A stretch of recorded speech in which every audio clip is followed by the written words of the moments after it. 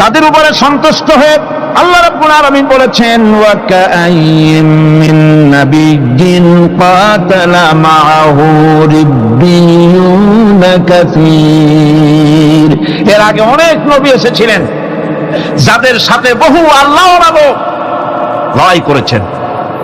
ফামা ওয়াহানু lima আসাবাহুম ফি সাবিলিল্লাহি ওয়া মা যাফু ওয়া মাস্তাকানু। আল্লাহর পথে তাদের উপর যত বিপদ এসেছিল তারা হতাশ হয়ে পড়েন নাই, দুর্বলতা দেখাননি, বাতিলের সামনে মাথা নত করেন। ওয়াল্লাহু ইউহিব্বুস সাবিরিন। আর আল্লাহ পাক ধৈর্যশীল যারা তাদেরকে আল্লাহ পাক ভালোবাসেন। আমার ভাইরা, ধৈর্যের পরিচয় রাসূল করিম সাল্লাল্লাহু আলাইহি ওয়াসাল্লাম উহুদের ময়দানে যখন আক্রান্ত হয়ে গেলেন, চতুর্দিকে কাফেরেরা ঘিরে ধরেছে, বাঁচার কোনো পথ নাই। সাহাবায়ে কেরাম রাসূলকে পাহারা দিলেন। যারা রাসূলকে পাহারা দিতে দাঁড়াইছেন, জীবন দিয়া পাহারা দিতে দাঁড়ায় গেছে, রাসূলের দিকে মুখ দিয়া পিঠটা বাইরের দিকে দিয়ে রাসূলকে পাহারা দেওয়া শুরু করেছেন। হুজুরকে পাহারা দিতে যারা দাঁড়িয়েছিলেন, কাফের কর্তৃক নিক্ষিপ্ত কি তীরগুলি এসে যখন বিঁধতেছিল, শুধু একজন সাহাবী হযরত তালহার পিঠের ভিতরে রাসূলকে হেফাজতের জন্য 80টা তীর একজনের পিঠের মধ্যে দিয়ে তুলেছে। এক অসতর্ক মুহূর্তে নবীজির ডান্ডা মোবারক শহীদ হয়ে গেল, শিরস্ত্রাণ ভেঙে গেল, লোহার কড়া প্রবিষ্ট হয়ে গেল কপালের ভিতরে। হুজুর মাথা ঘুরে পড়ে গেলেন। হযরতে আবু উবাইদা রাদিয়াল্লাহু তাআলা আনহু হুজুরের মস্তক মোবারককে করে নিয়ে তারপরে বহু কষ্ট করে মাথা থেকে লোহার কড়া বের করলেন। এবার ওই কড়ার ছিদ্র দিয়ে রক্ত আসতেছে, মুখ দিয়ে রক্ত পড়তেছে, দাড়ি ভিজে যাচ্ছে। বুখারী শরীফে এসেছে, আল্লাহর নবী দুইখানা হাত নিজের চেহারার উপরে মলে আনে টাটকা রক্ত চোখের সামনে দেখে বলছেন, আহারে, এই কওমের ফালাক কি করে হবে, এই কওমের মুক্তি কি করে হবে, এই কওমের নাজাত কি করে হবে, যে কওম তার নবীর চেহারা রক্ত দিয়ে লাল বানাইয়া দিল। নবীজি বললেন, আল্লাহুম্মা গফিরলি কওমি ফাইন্নাহুম লা ইয়ালামুন। আয় আল্লাহ পাক, আমার এই কওম বুঝতে পারে না, ওদেরকে মাফ করে দাও। খবর ছড়িয়ে গেল নবীজি শহীদ হয়ে গিয়েছেন। খবর ছড়িয়ে গেল চতুর্দিকে, মদিনায় খবর ছড়িয়ে গেল। মানুষ পাগলের মতো দৌড়ানো শুরু করে দিল। এক মেয়ে লোক দৌড়াচ্ছে উহুদের দিকে, কয়েকজন সাহাবীর সঙ্গে দেখা। তারা জিজ্ঞেস করলেন, দৌড়াও কেন, মহিলা যাও কই? কয় উহুদের দিকে যেতেছি। কয় যায় তো কোনো লাভ নাই, যেহেতু তোমার যে স্বামী এসেছিলেন জিহাদের ময়দানে তিনি তো শহীদ হয়ে গেছেন। মহিলা বলতেছে, কে শহীদ হয়েছে শুনতে চাই না, আগে বলো নবীজি কেমন আছে। আবার কিছুক্ষণ পর আর কয়েকজনের সঙ্গে দেখা। তারা বলছে, মেয়ে লোক দৌড়াও কই? যাচ্ছি উহুদের দিকে। তারা বলছেন যে কোনো লাভ নাই, তোমার যে দুইটা কলিজার টুকরা সন্তান উহুদে এসেছিল দুটোই শহীদ হয়ে গেছে। মা বলতেছে, ও সাহাবী, কে শহীদ হয়েছে শুনতে চাই না, তাড়াতাড়ি করে বলো আল্লাহর নবী মুহাম্মদুর রাসূলুল্লাহ সাল্লাল্লাহু আলাইহি ওয়াসাল্লাম কেমন আছেন। দৌড়াতে দৌড়াতে উহুদের মাঠে সাহাবায়ে কেরাম পরিবেষ্টিত। আল্লাহর নবীর কাছে গিয়ে হুজুরের জীবিত চেহারা মোবারকের দিকে তাকায়া মেয়ে লোকটি কাঁদতেছে আর বলতেছে, ইয়া রাসূলুল্লাহ, আমার স্বামী মরা শোক, আমার কলিজার টুকরা দুইটা সন্তান মরা শোক আমার কলিজা থেকে মুছে গেছে, আপনি বেঁচে আছেন, তামাম মুসলমানদের এর চাইতে বড় সান্ত্বনা আর নাই। ভাইরা আমার, রাসূল করিম সাল্লাল্লাহু আলাইহি ওয়াসাল্লাম এভাবে করে ধৈর্যের পরিচয় দিয়েছেন।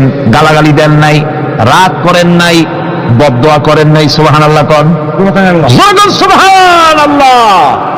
হযরত আইয়ুব আলাইহিস সালামের সবরের ঘটনা কোরআনে কারীম তুলে ধরেছে। হযরত আইয়ুব 18টি বছর পর্যন্ত রোগের মধ্যে পড়ে আছেন।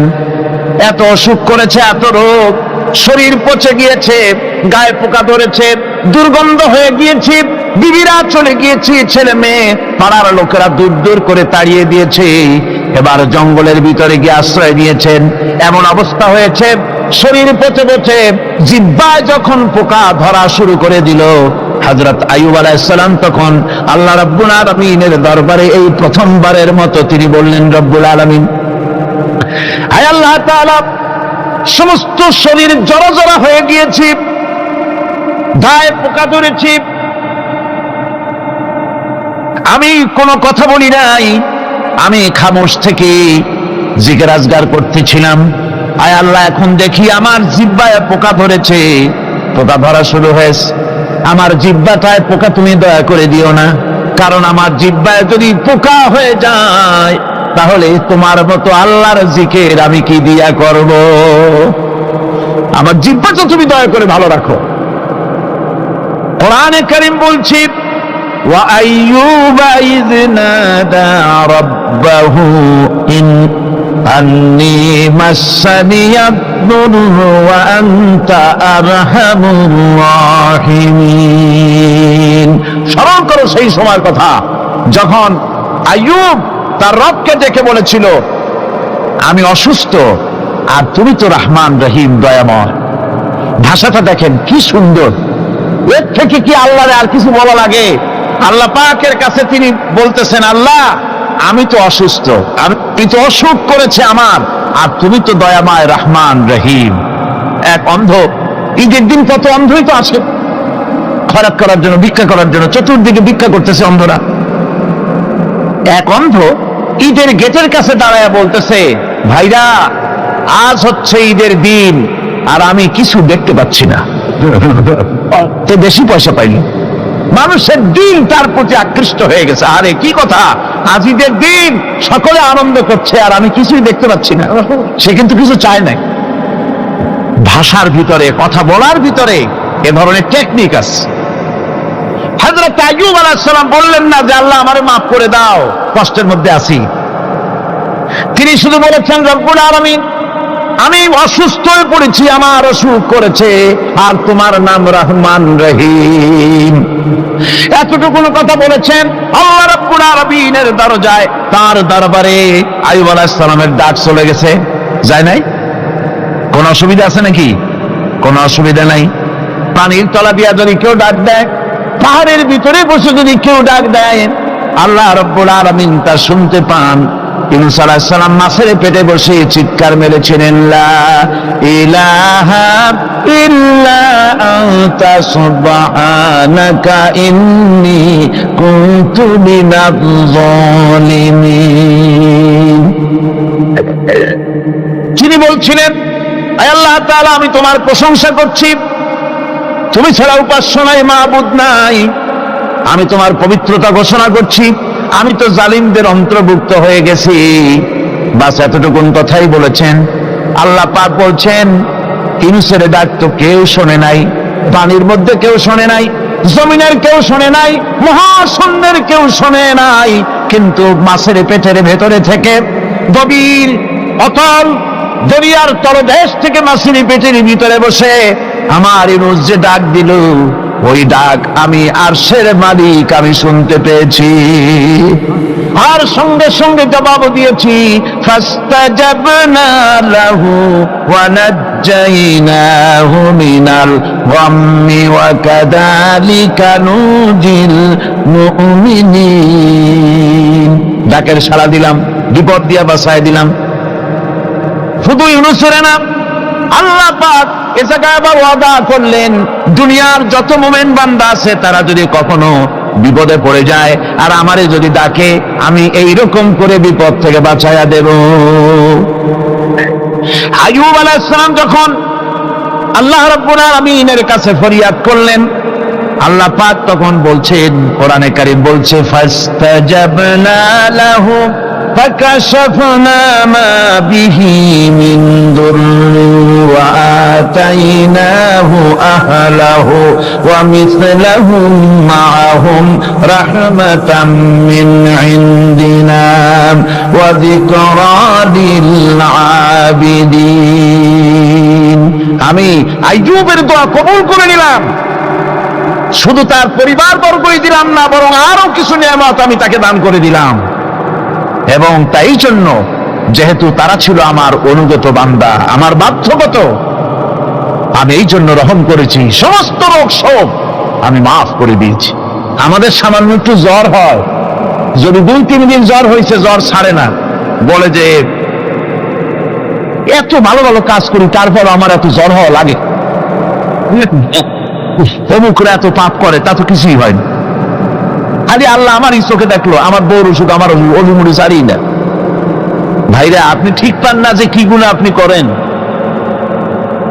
কোরআনে কারীম বলছি, وما أصابكم من مصيبة فبما كسبت أيديكم ويعفو عن كثير। যত বিপদ তোমাদের উপর আছে সব দুই হাতের কামাই করা। আর আমি তো অনেকগুলো ক্ষমা করে দেই। তোমরা যত পাপ করো, আকাম করো, সবগুলির শাস্তি যদি দুনিয়ায় দিতাম, শ্বাস করার সময় পেতে না। অসুখ হলেই অধৈর্য হয়ে যেও না, ধৈর্য ধরো।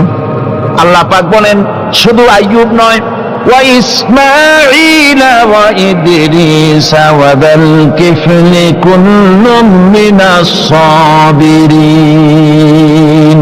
এইভাবে করে ইসমাঈল, ইদ্রিস, যুলকিফল সবাই ছিল ধৈর্যশীল। জোরে বলেন সুবহানাল্লাহ। ধৈর্যের চরম পরাকাষ্ঠা ছিলেন তিনি। কোরআনে কারীম নবীদের এই কথাগুলি আমাদের শোনাচ্ছেন।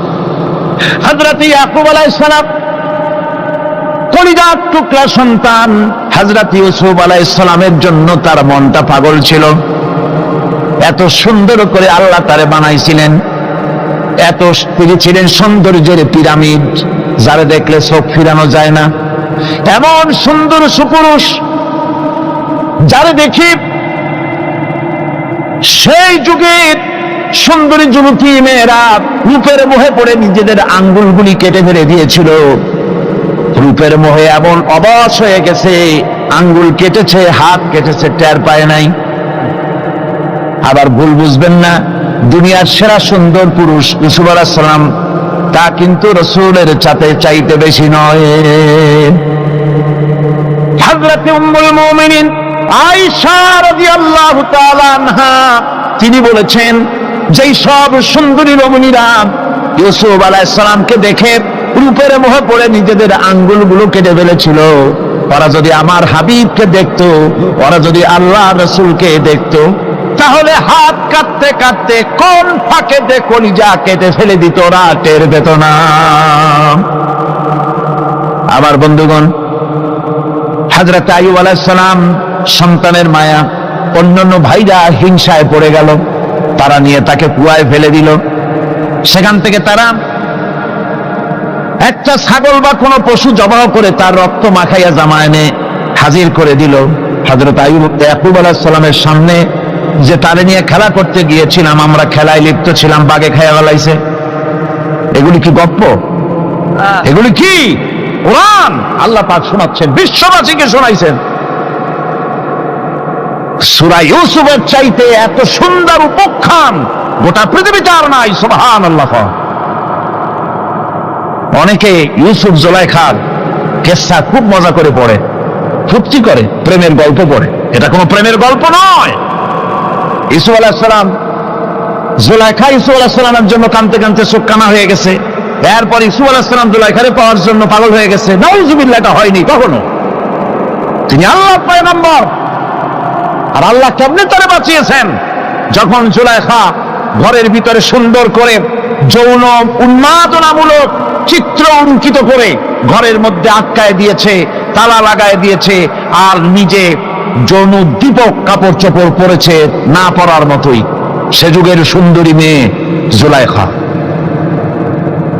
তার কুপ্রবৃত্তিকে চরিতার্থ করার জন্য আহ্বান করা হয়েছে। হযরত ইউসুফ আলাইহিস সালাম লক্ষ্য করে দেখলেন এমন জায়গা, এখান থেকে পালাবার তো পথ নাই, দরজা বন্ধ করে দিয়েছেন। তিনি শুধু তখন কেবলমাত্র আল্লাহ রাব্বুল আলামিনকে ভয় করলেন। আল্লাহকে ভয় করে আল্লাহর নাম নিয়ে যখন তালাবদ্ধ দরজার দিকে দৌড় দিয়েছেন। আল্লাহ রাব্বুল আলামিন আপন কুদরতে তালাগুলি খুলে দরজা তার জন্য উন্মুক্ত করে দিলেন। ইউসুফ আলাইহিস সালামকে ফালাই দিয়ে এভাবে করে কাপড় এনে দিল তার সামনে, রক্তমাখা কাপড় পেয়ে হযরত ইয়াকুব আলাইহিস সালাম সন্তানদের মুখে কাহিনী শুনে তিনি কি বললেন? কোরআনে কারীমটা কোট করেছে, তিনি চিক দিলেন না, ফাল দিলেন না, ফিট হয়ে পড়লেন না। তিনি বললেন, কলিজার টুকরা সন্তান তার মরার খবর শুনেছেন। তিনি বললেন কি? ফাসাবরুন জামিলুন ওয়াল্লাহুল মুস্তাআনু আলা মা তাসিফুন। আমি উত্তম সবর অবলম্বন করব। তোমরা যে কাহিনী রচনা করেছো এর বেলায় আমি আল্লাহর কাছে সাহায্য চাই। আমি উত্তম সবর অবলম্বন করব। আমার ভাইয়েরা, 11 ভাই মনে করেছিল ইউসুফ আলাইহিস সালামকে মরণ কুয়ায় ফেলাই দিছি। তারা তো ঠিক পায় নাই এটা মরণ কুয়া না, এটা হচ্ছে একটা সুড়ঙ্গ, যাকে ইংরেজিতে বলে টানেল। এটা এমন একটা সুড়ঙ্গ, ওরা মনে করেছে মরণ কুয়া, কিন্তু আল্লাহ রাব্বুল আলামিন এই কুয়াতে এমন বানালেন, ওরা একদিকে ফালাই দিল মরণ কুয়ায়, এই কুয়ার আর এক মুখ দিয়া আল্লাহ রাব্বুল আলামিন ইউসুফ আলাইহিস সালামকে নিয়ে মিশরের সিংহাসনে বসায়া দিলেন। এটা মরণ কুয়া নয়, এটা রাজ সিংহাসনে বসার সুড়ঙ্গ পথ। ইউসুফ আলাইহিস সালাম আজ প্রেসিডেন্ট, সুবহানাল্লাহ, প্রেসিডেন্ট হয়ে বসে আছেন। ওদিকে কেনানে অভাব লেগে গেছে, সেখানকার মানুষেরা সাহায্য নিতে এসেছে, ওই 11 ভাইও আসছে। হযরত ইউসুফ আলাইহিস সালাম দেখেই চিনে ফেলেছে, ওরা কিন্তু তখনও ঠিক পায় নাই। হযরত ইউসুফ আলাইহিস সালাম চিনে ফেলেছেন। এখন কি করা উচিত? সবগুলোকে ঠ্যাং উপরের দিকে উঠাইয়া তারপরে সমানে ধোলাই দেওয়াই তো স্বাভাবিক ছিল, আমাদের মতো মানুষ হইলে, ঠিক কিনা? ঠিক তো বলবেনি, অভ্যাস তো এটাই। হযরত ইউসুফ আলাইহিস সালাম তাদের সামনে পরিচয় দিলেন। তারা যখন বুঝতে পারল, লজ্জায় তাদের মাথা হেট হয়ে গেল। হযরত তার এক তো লজ্জা, আর 2 নম্বরের ভয়, জান নিয়া কেনানে কেউ ফিরে যাইতে পারবো না। এখন অবস্থা হয়েছে যে জীবনই যায় নাকি এখানে।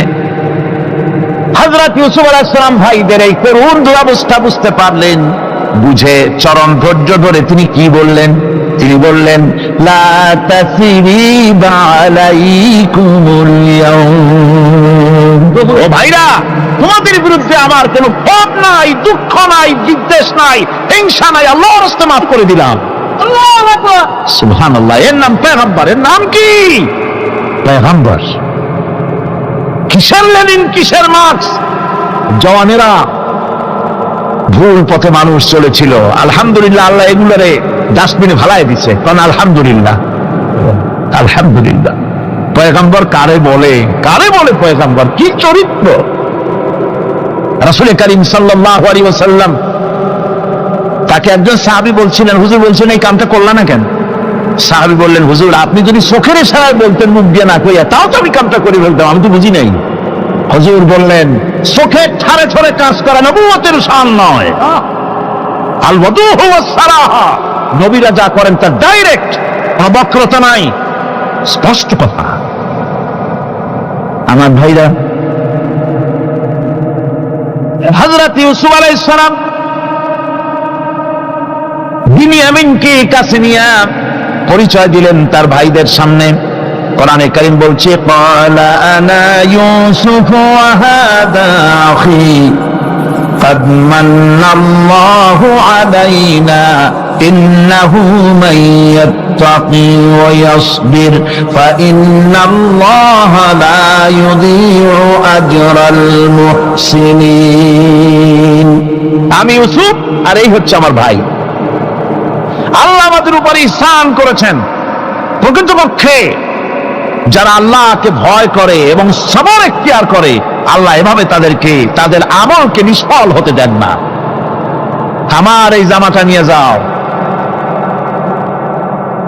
ইয়াকুব আলাইহিস সালাম কলিজার টুকরা সন্তান ইউসুফ আলাইহিস সালামের বিরহ যন্ত্রণায় ছেলেকে কতদিন দেখে না, কাঁদতে কাঁদতে চোখ দুটো অন্ধ হয়ে গেছে। মিশর থেকে কেনানের দিকে জামা রওনা হয়েছে। কোথায় মিশর, কোথায় কেনান? জামা যখন রওনা হয়ে গেছে, হযরত ইয়াকুব বলতেছেন, আমি যেন আমার ইউসুফের গন্ধ নাকে পেতেছি। জামা চলে এলো, চোখের উপরে রাখলেন, আল্লাহ রাব্বুল আলামিন তাকে চক্ষুষ্মান বানায়া দিলেন। ভাইরা আমার, পয়গম্বররা সবর করে গোটা দুনিয়ার মানুষের সামনে দৃষ্টান্ত সেট করেছেন সবর কারে হয়।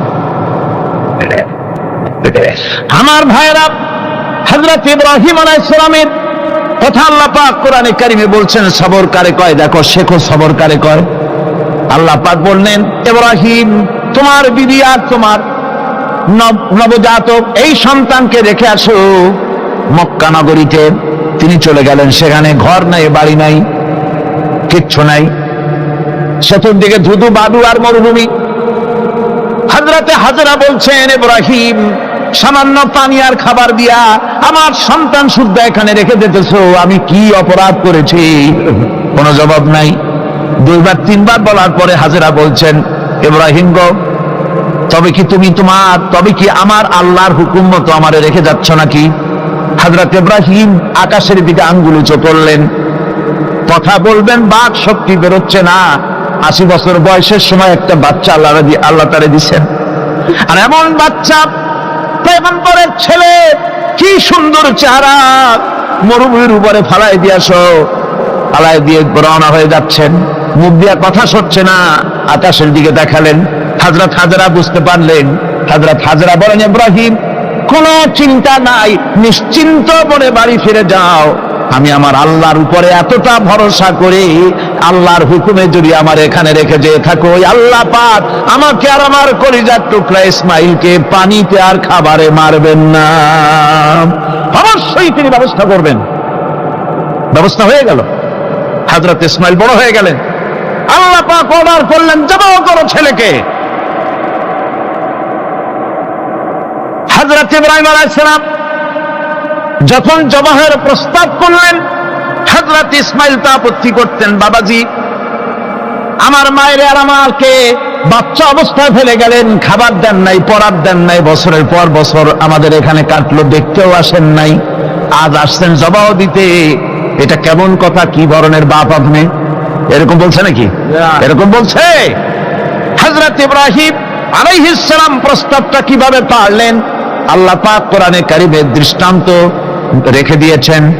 আল্লাহ পাক বলছেন, হযরত ইব্রাহিম ছেলেকে বললেন, ইয়া বুনাইয়া, ইয়া বুনাইয়া, হে আমার কলিজার টুকরা লাডলা, হে আমার কলিজার টুকরা সন্তান, ইন্নী আরা ফিল মানাম আন্নী আযবাহুক, আমি স্বপ্নে দেখছি আমি যেন তোমাকে জবাহ করতেছি, ফানজুর মাযা তারা, তোমার রায় কি বলো? আমি তো স্বপ্নে দেখছি যে আমি তোমার জবাহ করতেছি, এখন তোমার রায় কি, তোমার মত কি? হযরত ইসমাঈল আলাইহিস সালাম শুনিয়া দিলেন দৌড়, নাকি না? হযরত ইসমাঈল আলাইহিস সালাম ধৈর্যের প্রতীক, তিনি কি কথা বললেন? তার মুখের কথা কোরআন শরীফ আল্লাহ পাক উঠায় দিলেন। হযরত ইসমাঈল বললেন, ইয়া আবাতি ফাআল মা তু'মারু সাতাজিদুনি ইনশাআল্লাহু মিনাস সাবিরিন, হে আমার পিতা, আপনি যে ব্যাপারে আদিষ্ট হয়েছেন আপনি তা পালন করুন, অবশ্যই আমাকে ধৈর্যধারীদের মধ্যে পাওয়া যাবেন। সুবহানাল্লাহ। এক বর্ণনা এসেছে, হযরত ইসমাঈল বললেন, আব্বাজান আমি ধৈর্যধারীদের ভিতরে আমারে পাবেন, তবে জবাহ করার আগে আমার হাত পাটা একটু বেঁধে নেন, কারণ জবাহের যন্ত্রণায় আপনার গায়ে যদি আমার হাত পাও লেগে যায় তো বেয়াদবি হয়ে যেতে পারে, আর আমি মরে আমার জবাহ হয়ে যাওয়ার পর আমার রক্ত মাখা জামাটা নিয়া আমার মা হাজেরারে দিবেন, কারণ তাকে মা বলবার মতো আর তো কেউ নাই। হযরত ইব্রাহিম তাকে বাঁধবার জন্য প্রস্তুতি নিলেন। হযরত ইসমাইল বলছেন, আব্বাজান বাঁধবেন না, বাঁধার প্রয়োজন নাই। বলে কেন? একবার বাঁধতে বললে আবার তুমি নিষেধ করছো কেন? ছেলে বলছেন, আব্বাজান বাঁধবো না এই জন্যে, হয়তো কিয়ামতেই প্রশ্ন উঠতে পারে যে আল্লাহর হুকুমে রাজি ছিল না বলে হাত পা বাঁধা জবাহ করছে। আমি এই সুযোগ দিব না, আপনি জবাহ করেন, আমি এতটুকু নড়াচড়া করব না। ধৈর্যের চরম প্রতীক হযরতে ইসমাইল আলাইহিস সালাম দেখাই দিয়েছেন ধৈর্য কারে কয়। আমার বন্ধুগণ, এই পৃথিবীর সবচাইতে ধৈর্যের বড় প্রতীক হতেছেন ইমামুল মুরসালিন, আশরাফুল আম্বিয়া, সাইয়্যিদুল মুরসালিন, জনাবে মুহাম্মাদুর রাসূলুল্লাহ সাল্লাল্লাহু আলাইহি ওয়াসাল্লাম। আমার বন্ধুগণ, সবচাইতে বড় ধৈর্যের প্রতীক তিনি। কাউকে একটা গালি দেন নাই জীবনে, কাউকে ঠাট্টা করেন নাই, কাউকে মারেন নাই, কারো মনে দুঃখ দেন নাই। তিনি দুঃখ পেয়েছেন, তিনি কাউকে দুঃখ দেন নাই। তিনি কষ্ট পেয়েছেন, কাউকে কষ্ট দেন নাই। আমার ভাইয়েরা, তায়েফের ময়দান, আমার নিজের চোখে তায়েফে যেদিন আমি তায়েফ দেখলাম, আমি তায়েফে ঢুকেছি, জীবনে কোনোদিন যাই নাই। রমজান মুবারকে আমি সেখানে গেলাম, আমাকে বসার জন্য তারা নিয়ে যাবে। আমি বললাম আগে বসবো না, আমারে আগে নিয়ে যাও, আমার নবীকে কোন জায়গায় ওরা মেরেছিল সে জায়গাটা দেখাও। তায়েফের সেই গলিতে যখন আমি গিয়েছি, দুই দিকে পাহাড় দাঁড়ানো, তায়েফের লোক আমার সাথে ছিল, তারা বলল এই জায়গাটা প্রথম যেখানে চতুর্দিক থেকে নবীজিকে পাথর মারছিল আর আল্লাহর নবী বেহুশ হয়ে পড়ে গিয়েছিলেন। 3টা দিন না খাওয়া, হযরতে খাদিজা নাই, আবু তালিব নাই, মক্কায় জায়গা নাই পা রাখার। নবীজি 3টা দিন ঘুরলেন। নেতারা বলল, তুমি যদি নবী হবে তো এতিম হলে কেন? আল্লাহ নবী বানাবার জন্য কি একটা ধনী মানুষ পায় না? তোমার মতো এতিম আর গরিবের নবী বানাইলো কেন? আল্লাহ নবী 3 দিন পর যখন দেখলেন কেউ দাওয়াত শোনে না, কেউ মানে না, কেউ গ্রহণ করে না, তখন তিনি নেতাদের অনুরোধ করলেন, ঠিক আছে দাওয়াত তো কবুল করলে না, তবে একটা কাজ করো, অন্তত আমি যে তায়েফে আসছিলাম এই খবরটা মক্কায় দিও না, ওরা আরো অত্যাচার বাড়ায় দেবে। এই কাফিরগুলি খবর তো মক্কায় পাঠালো, আর সমস্ত যুবকদেরকে লেলিয়ে দিল। যুবকেরা চতুর্দিকে দাঁড়াইছে, রাসূলকে পাথর মারা শুরু করে দিল। আমি যখন রেল লাইনের থেকে হাঁটি, যখন রেল লাইন কোনো সময় দেখি, রেলের পাথরগুলি, রেল লাইনের পাথরগুলি দেখলে আমার মাথায় যেন কেন তাইফের কথা বলে এসে যায়। আরে মানুষের গায়ে পাথর মারলে কি অবস্থার সৃষ্টি হয়! পাথর নূরের শরীর, রহমতের শরীর, কিটি কিটি রক্ত ঝরছে। নবীজিকে জোর করে উঠাইয়া জবরদস্তি করে হাঁটার জন্য তারা ধাক্কা মারতেছে। আবার কিছুদিন গিয়ে নবীজি আবার বেহুশ হয়ে পড়েছেন, এইখান থেকে আবার উঠাইছে, আবার ধাক্কা মারতেছে। 3 নম্বরের আর একটা জায়গা আছে যেখানে ভাঙ্গা একটা মসজিদ। তাইফের লোকেরা আমাকে বলল এই জায়গাটা হলো শেষ জায়গা যেখানে রাসূল করিম 3য়বারের মতো বেহুশ হয়েছিলেন, এখানেই হুজুরের রক্ত ঝরেছে বেশি। 2 রাকাত নামাজ পড়লাম, সিজদায় পড়ে এমন কান্না কাঁদলাম আল্লাহর কাছে। নবীজি যখন হুঁশ এসেছে, হযরতে জিবরাইল বলেন, ইয়া রাসূলুল্লাহ, আপনার এই কষ্ট দেখে ফেরেশতারা কাঁদতেছে, আপনি অনুমতি দিয়ে দেন এই 2 পাহাড়কে মিলাইয়া সমস্ত তায়েফবাসী কাফেরগুলি মাটির সাথে মিশাইয়া দেই। নবীজি বললেন, জিবরাইল, আমি যদি হুকুম করি আর আমার হুকুম মতো যদি এই কাম করো, একটা কাফেরও যদি না বাঁচে তাহলে কার মুখে পৌঁছাবো লা ইলাহা ইল্লাল্লাহু মুহাম্মাদুর রাসূলুল্লাহ। আমার ভাইরা, হযরত সাল্লাল্লাহু আলাইহি ওয়াসাল্লাম উঠে বসলেন। এমন সময় হযরতে যায়েদ শরীরের রক্তগুলি মুছে দিতেছেন। হযরত সাল্লাল্লাহু আলাইহি ওয়াসাল্লাম বসে 2খানা হাত উত্তোলন করলেন। নবীজির চোখ থেকে পানি গড়ায় পড়তেছে। আরে কেউ নাই, আল্লাহ ছাড়া কেউ নাই সাহায্য করার। নবীজি হাত তুলে মোনাজাত করতেছেন, চোখ দিয়া পানি পড়ে দাড়ি ভিজে পড়তেছে, গায়ে দিয়া রক্ত ঝরতেছে। নবীজি কি দোয়াটা করলেন? বদদোয়া করলেন না, গজব দিতে বললেন না। নবীজি দোয়া করলেন, রব্বুল আলামিন, এই তায়েফের লোকেরা আজকে আমার সাথে যে ব্যবহারটা করেছে, ওরা বোঝে নাই যে আমি তোমার নবী, ওরা বোঝে নাই যে আমি তোমার রাসূল। না বুঝে আমার উপরে যে অত্যাচারটা করলো, আল্লাহ তুমি এই জন্য রাগ করে এই তায়েফে তুমি গজব দিও না। আল্লাহ পাক পরবর্তী সময় হুজুরকে স্মরণ করাই দিলেন, ওয়ামা আরসালনাকা ইল্লা রাহমাতাল লিল আলামিন।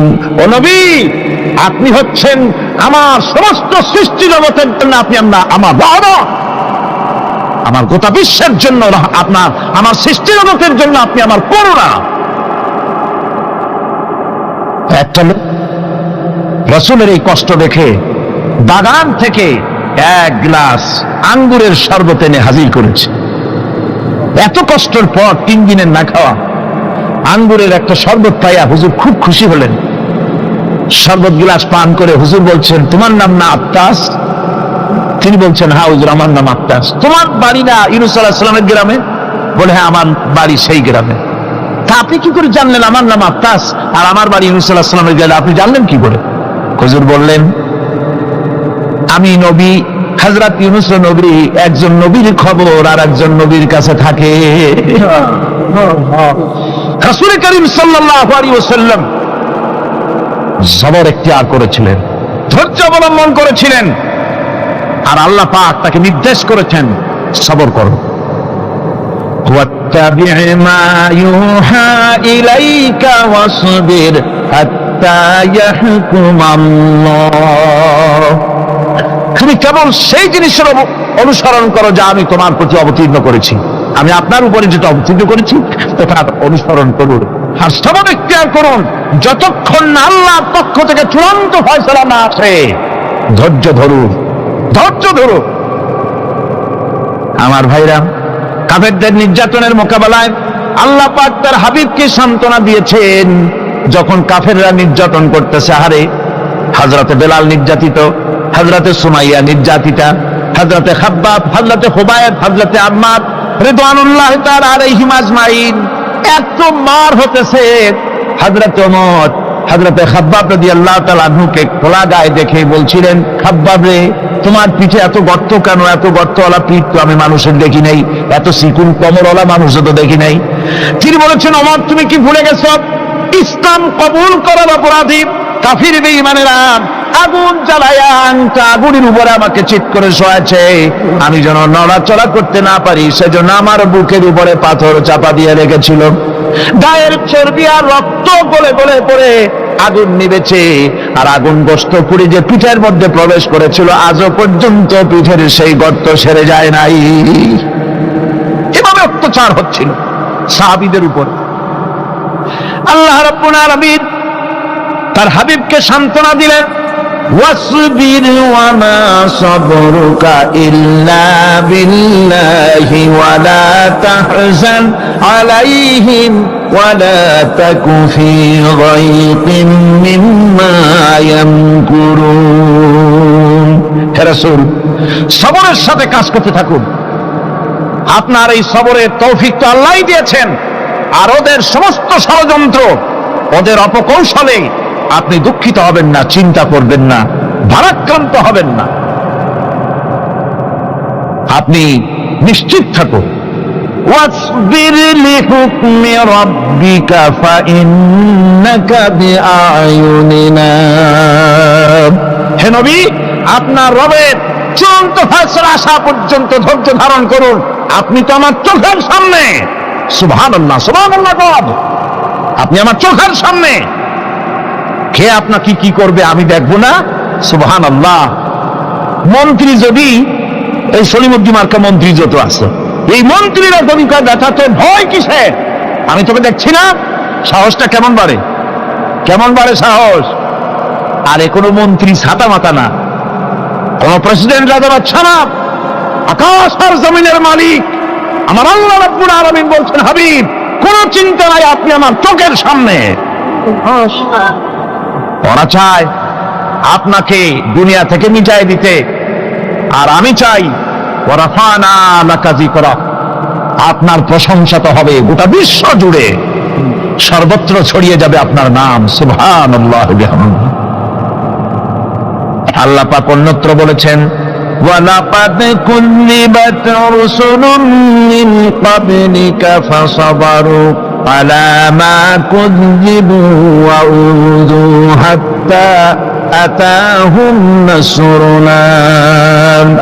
হে মুহাম্মদ সাল্লাল্লাহু আলাইহি ওয়াসাল্লাম, আপনার পূর্বে অসংখ্য নবী রাসূল এই পৃথিবীতে আসছে এবং জুলুম আর নির্যাতনের শিকার তারা হয়েছেন। অবশেষে তাদের প্রতি আল্লাহর সাহায্য এসেছে। সুতরাং আপনাকেও ধৈর্য ধারণ করতে হবে, ধৈর্য ছাড়া কোনো পথ নাই। ধৈর্য আপনাকে ধারণ করতেই হবে, আর এই ধৈর্য ধারণ করলে পরে আল্লাহর চূড়ান্ত ফয়সালা আসবে, তখন আল্লাহ পাক মেহেরবানি করবেন। আমার ভাইরা, এই ধৈর্য পৃথিবীর সমস্ত পয়গম্বররা ধৈর্য অবলম্বন করেছেন, কখনো অধৈর্য হন নাই। দিন কায়েমের সংগ্রামে নবী রাসূলগণ দারুণ ভাবে সবর ইখতিয়ার করেছেন। বৃদ্ধবাদীদের সকল রকমের নির্যাতন, অপকৌশল, ষড়যন্ত্র, এই সব কিছু মোকাবেলা করেছেন ধৈর্যের নীতি অবলম্বন করি। কখনো ধৈর্যচ্যুতি তাদের মধ্যে ঘটেনি, বরং আল্লাহ রাব্বুল আলামিন তাদের প্রতি সন্তুষ্ট হয়েছেন। যারা এই ধৈর্য ধরেছে তাদের উপরে সন্তুষ্ট হয়ে আল্লাহ রাব্বুল আলামিন বলেছেন, ওয়া কাআইয়িম মিন নাবিয়্যিন কাতালা মাআহু রিব্বিয়ুন কাসীর। এর আগে অনেক নবী এসেছিলেন যাদের সাথে বহু আল্লাহওয়ালা লোক লড়াই করেছেন। فما وهنوا لما أصابهم في سبيل الله وما ضعفوا وما استكانوا। আল্লাহর পথে তাদের উপর যত বিপদ এসেছিল তারা হতাশ হয়ে পড়েন নাই, দুর্বলতা দেখাননি, বাতিলের সামনে মাথা নত করেন। ওয়াল্লাহু ইউহিব্বুস সাবিরিন। আর আল্লাহ পাক ধৈর্যশীল যারা, তাদেরকে আল্লাহ পাক ভালোবাসেন। আমার ভাইরা, ধৈর্যের পরিচয় রাসূল করিম সাল্লাল্লাহু আলাইহি ওয়াসাল্লাম উহুদের ময়দানে যখন আক্রান্ত হয়ে গেলেন, চতুর্দিকে কাফেররা ঘিরে ধরেছে, বাঁচার কোনো পথ নাই। সাহাবায়ে কিরাম রাসূলকে পাহারা দিলেন। যারা রাসূলকে পাহারা দিতে দাঁড়াইছেন, জীবন দিয়া পাহারা দিতে দাঁড়ায় গেছে, রাসূলের দিকে মুখ দিয়া, পিঠটা বাইরের দিকে দিয়ে রাসূলকে পাহারা দেওয়া শুরু করেছেন। হুজুরকে পাহারা দিতে যারা দাঁড়িয়েছিলেন, কাফের কর্তৃক নিক্ষিপ্ত কি তীরগুলি এসে যখন বিঁধতেছিল, শুধু একজন সাহাবী হযরত তালহার পিঠের ভিতরে রাসূলকে হেফাজতের জন্য 80টা তীর একজনের পিঠের মধ্যে দিয়ে তুলেছে। এক অসতর্ক মুহূর্তে নবীজির ডান্ডা মোবারক শহীদ হয়ে গেল, শিরস্থান ভেঙে গেল, লোহার কড়া প্রবিষ্ট হয়ে গেল কপালের ভিতরে। হুজুর মাথা ঘুরে পড়ে গেলেন। হযরত আবু উবাইদা রাদিয়াল্লাহু তাআলা আনহু হুজুরের মস্তক মোবারককে করে নিয়ে তারপরে বহু কষ্ট করে মাথা থেকে লোহার কড়া বের করলেন। এবার ওই কড়ার ছিদ্র দিয়ে রক্ত আসতেছে, মুখ দিয়ে রক্ত পড়তেছে, দাড়ি ভিজে যাচ্ছে। বুখারী শরীফে এসেছে, আল্লাহর নবী দুইখানা হাত নিজের চেহারার উপরে মলে আনে, টাটকা রক্ত চোখের সামনে দেখে বলছেন, আহারে, এই কওমের ফালাক কি করে হবে, এই কওমের মুক্তি কি করে হবে, এই কওমের নাজাত কি করে হবে, যে কওম তার নবীর চেহারা রক্ত দিয়ে আল্লাহ বানাইয়া দিল। নবীজি বললেন, আল্লাহুম্মা গফিরলি কওমি ফাইন্নাহুম লা ইয়ালামুন। আয় আল্লাহ পাক, আমার এই কওম বুঝতে পারে না, ওদেরকে মাফ করে দাও। খবর ছড়িয়ে গেল নবীজি শহীদ হয়ে গিয়েছেন। খবর ছড়িয়ে গেল চতুর্দিকে, মদিনায় খবর ছড়িয়ে গেল। মানুষ পাগলের মতো দৌড়ানো শুরু করে দিল। এক মেয়ে লোক দৌড়াচ্ছে উহুদের দিকে, কয়েকজন সাহাবীর সঙ্গে দেখা। তারা জিজ্ঞেস করলেন দৌড়াও কেন মহিলা, যাও কই? কয় ওহদের দিকে যেতেছি। কয় যায় তো কোনো লাভ নাই, যেহেতু তোমার যে স্বামী এসেছিলেন জিহাদের ময়দানে তিনি তো শহীদ হয়ে গেছেন। মহিলা বলতেছে কে শহীদ হয়েছে শুনতে চাই না, আগে বলো নবীজি কেমন আছে। আবার কিছুক্ষণ পর আর কয়েকজনের সঙ্গে দেখা, তারা বলছে মেয়ে লোক দৌড়াও কই? যাচ্ছি ওহদের দিকে। তারা বলছেন যে কোনো লাভ নাই, তোমার যে দুইটা কলিজার টুকরা সন্তান ওহদে এসেছিল দুটোই শহীদ হয়ে গেছে। মা বলতেছে ও সাহাবী কে শহীদ হয়েছে শুনতে চাই না, তাড়াতাড়ি করে বলো আল্লাহর নবী মুহাম্মদ রাসূলুল্লাহ সাল্লাল্লাহু আলাইহি ওয়াসাল্লাম কেমন আছেন। দৌড়াতে দৌড়াতে ওহদের মাঠে সাহাবায়ে কেরাম পরিবেষ্টিত, আল্লাহর নবীর কাছে গিয়ে হুজুরের জীবিত চেহারা মোবারকের দিকে তাকায়া মেয়ে লোকটি কাঁদতেছে আর বলতেছে ইয়া রাসূলুল্লাহ, আমার স্বামী মরা শোক, আমার কলিজার টুকরা দুইটা সন্তান মরা শোক আমার কলিজা থেকে মুছে গেছে, আপনি বেঁচে আছেন তামাম মুসলমানদের চাইতে বড় সান্ত্বনার রায়।